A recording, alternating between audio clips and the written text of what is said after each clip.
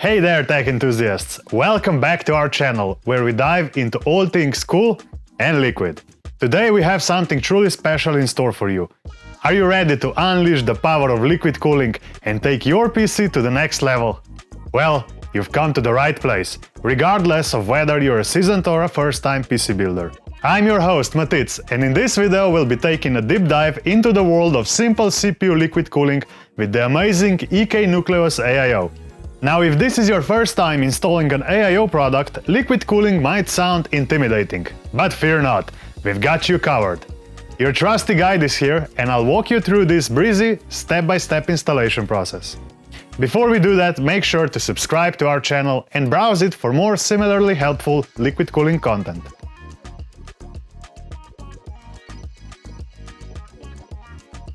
Now let's take a look at this beauty.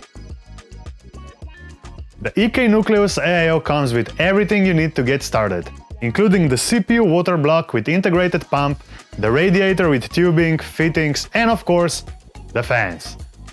We also have all the mounting hardware in this neatly packaged box and this easy-to-follow instruction manual to guide you step by step. Just look at it. This is not just another AIO. It's a work of art. Designed to keep your PC cooler than an Arctic blast, it's ready to unleash its full potential. And we're here to help you harness it. So let's dive right in and get started with the installation. The first step is to prepare your PC case. Make sure you have enough space to accommodate the radiator and fans. Locate the CPU socket on your motherboard and remove any existing cooling solution if present. Ensure you have access from behind the motherboard to be able to mount the backplate. Unless you're using the AMD. Anyway, usually there will be a cutout in the back panel that gives you access. If there's none, or if the space is too restricted, the motherboard must be removed from the case. For step 2, we'll need Nucleus AIO accessories box. Inside we'll find the mounting thumb screw for several Intel LGA sockets, including the LGA 1200 and 1700, as well as the AMD AM4 and AM5 socket. We'll also find the thumb screw for the Intel LGA 20XX socket. Mounting thumb screw for Intel LGA, mounting screw tool for mounting those thumb screws, thumb nut with springs for clamping down the pump unit to the mounting thumb screws, backplate for several Intel LGA sockets, and Intel mounting bracket. As well as the AMD mounting bracket, a bag with screws for installing fans to the radiator and screws for installing the mounting bracket to the pump unit. These longer ones are for mounting fans to the radiator through the PC case panel, and if the panel is too thick, for the shorter screws. A spare tube of thermal paste and one extension adapter cable for the fans with PWM and DRGB.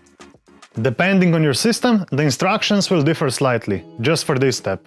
We've got AMD and Intel system, and we can easily tell them apart by the hole pattern for the cooler around the CPU socket. If it's square-shaped, it's Intel. If it's rectangular, it's AMD.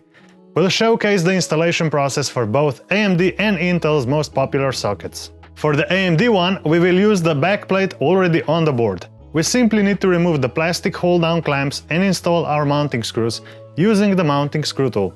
This AIO is compatible with the latest socket from AMD, the AM5, and also with the older AM4 socket, and these steps are identical for both sockets on the AMD board.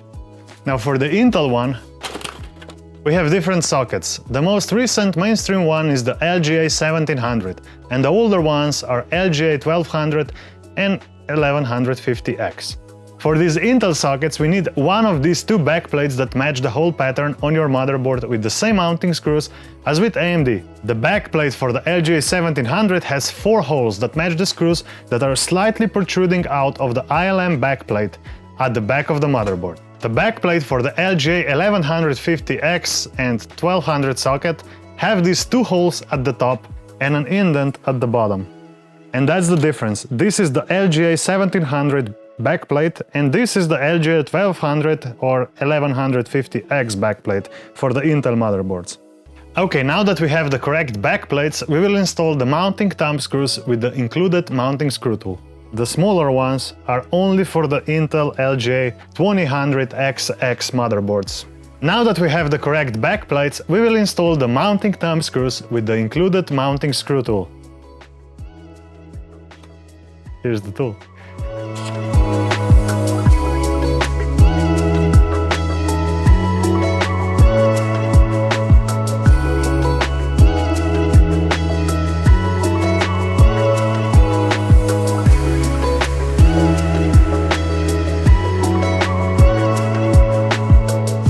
And just like that, the motherboard is ready. Now before we mount the pump unit to the CPU socket, we need to prepare the AIO by mounting the fans to the radiator.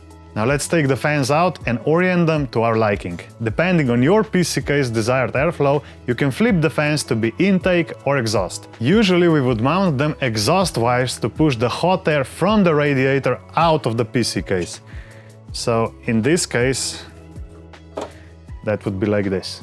Or more accurately, like this. So the air goes through the radiator and out of the case. Now firstly, precisely visualize where the radiator will be mounted inside the case, so you can rotate the fans with the cables at the back to hide them. They can also be rotated to align the EK logo on the sides. Here we'll want to mount the radiator something like this. So we want to hide all the cables in the back. Now let's use the Phillips head screws to secure them to the radiator. Now remember, don't over-tighten the screws. You just want the radiator fans to be tight on the radiator so there's no rattle.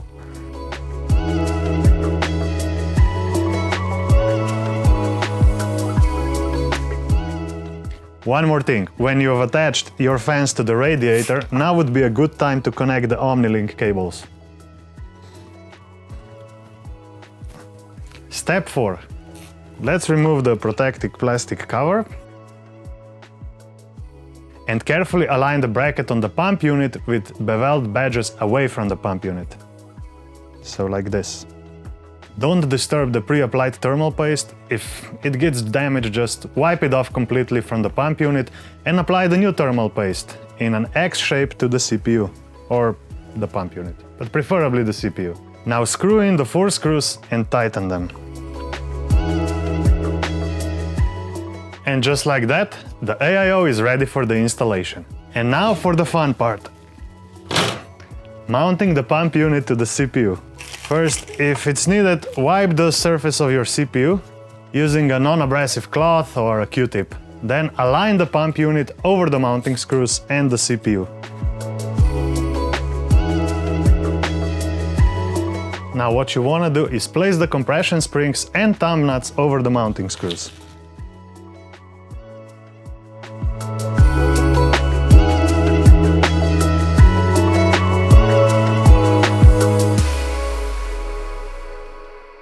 Now you should start fastening 2 thumb screw nuts at a time, preferably in a cross pattern. And do not tighten them fully until they are partially screwed in.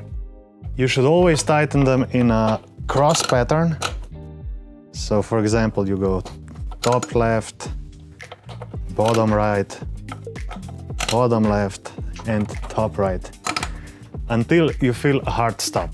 And there we go. This part was indeed a breeze, wasn't it? If your motherboard is out of the case, now would be the perfect time to put it back in, as the next step is to install the radiators with fans in the case. Well, our motherboard is already inside the case, so let's finalize the AIO installation by placing the fans and radiator assembly inside the PC case. Pay attention to the installation manual on how you can orient the radiator inside the case. This is important as there is a small amount of air inside the AIO and we want to keep it inside the radiator so it's just right at the end tank of the radiator. Obviously, as the air rises, we cannot place the radiator at the bottom of the case, below the pump unit. Placing it like this would be a big no-no. That's because the air will rise and go straight into the pump. This should be avoided as it will result in a noisy pump with air bubbles swirling inside, leading to a shorter lifespan of the AIO, causing it to fail prematurely. Another radiator position to avoid is placing it vertically to the front or to the side of the case, with the tubing at the top. So that would be like something like this. Here it is typical for the pump unit to not be sufficiently low compared with the top of the radiator, so the air will still end up entering the pump unit. As you can see, if we place it hypothetically in some other case like that, the top of the radiator is at approximately the same level as the pump unit, and that's not okay. As long as the top of the radiator is significantly higher than the pump unit, everything should be fine. Thus, we should stick to these three positions.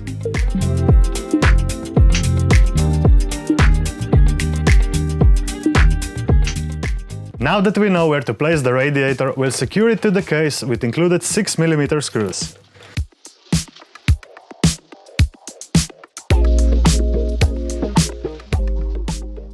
The final step is plugging in the AIO cables.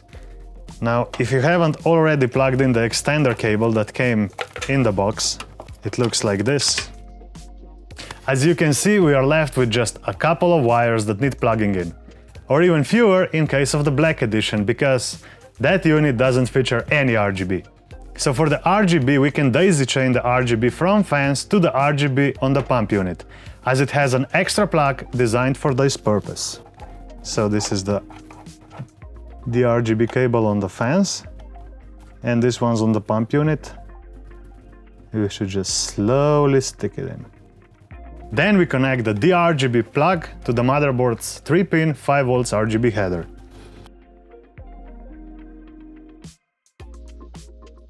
Okay, now the remaining two plugs that you can see are the PWM. They control the speed of the fans and the pump while also providing power.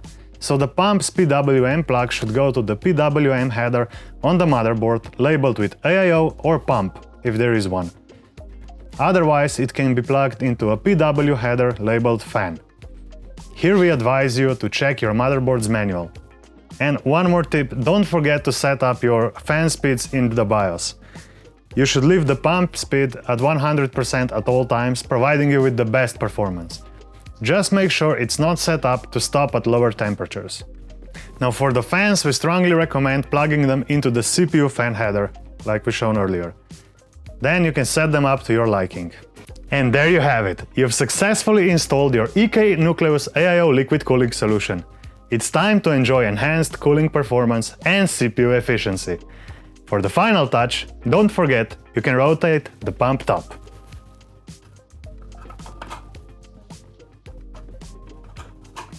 Although, ours was perfect from the beginning. If you have further questions or require assistance, please refer to the user manual or contact our dedicated support team. If you found this video useful, check out more similar content from EK and hit those like and subscribe buttons. Thank you for watching. Stay cool.